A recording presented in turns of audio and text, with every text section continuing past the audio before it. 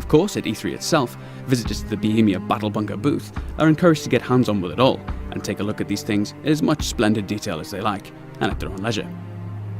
Alright, let's kick things off, starting with a wee jaunt around Maxwell. The 3D markers you see are prompts for where to find content. You might have already spotted the vehicle demonstration there, and in the background, the silhouette of a helicopter foreshadows an airborne showcase. More on those later. Trotting across in the light of a romantic sunset, you can get a peek at the weapon pool, something that those familiar with the Arma game mode may recognise. Now looking down into the valley, we can spot our firing drill activity, which puts players through a timed series of pop-up targets. A little further away is a shooting range, which gives a good impression of, among other things, our new aiming mechanics and more powerful rifles like the GM6 Lynx.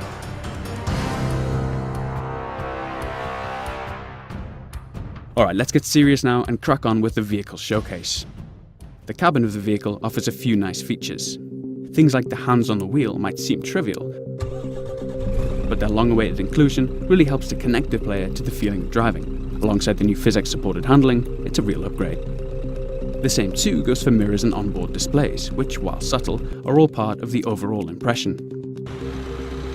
So, up ahead lies a bunch of enemies, and I've got a grenade launcher on the roof of this vehicle. But unfortunately, we'll have to save that for the presentation proper, as we skip through to our next section. Diving. Aside from the controversy caused by our underwater combat, it's one of our most striking new features.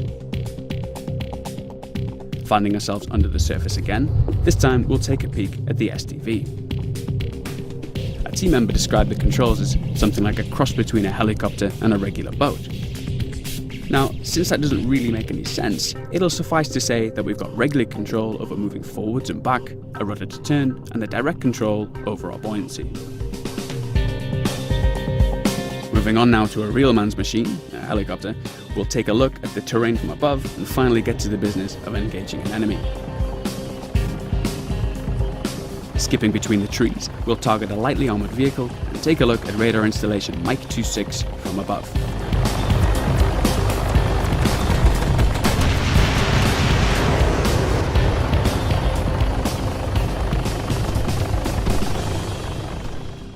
Moving on to supports now, we'll show an artillery strike in action. I've called in a strike on this anti-aircraft vehicle in the centre of the scene.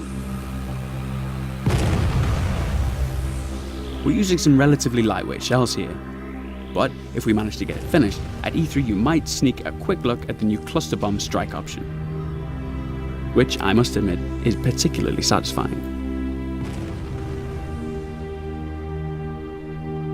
The night showcase helps us demonstrate some of the features we looked at in our recent lighting showcase trailer. One feature we didn't manage to show was the weapon mounted lights. Switching it on, you can see the beam cast on the ground, which nicely highlights the new detail surfaces. Switching to third person, we'll take a brief look at night vision and demonstrate the ongoing work we're currently implementing with muzzle flashes.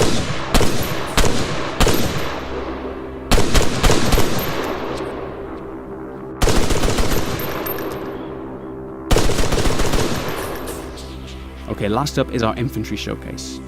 Obviously there's a lot to show here, but I'd like to take a quick glimpse of some of the new animations. There's the previously mentioned tactical pace, which is a little slower than running, a little faster than walking, and fatigues the player more by way of our new fatigue and encumbrance system. There's also a few new crouch and lean options. Taking cover behind this wall and disposing of our enemy, I'll demonstrate popping that down,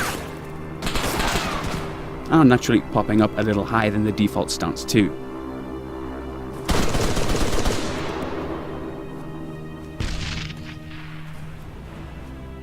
Well, that just about wraps up our E3 preview.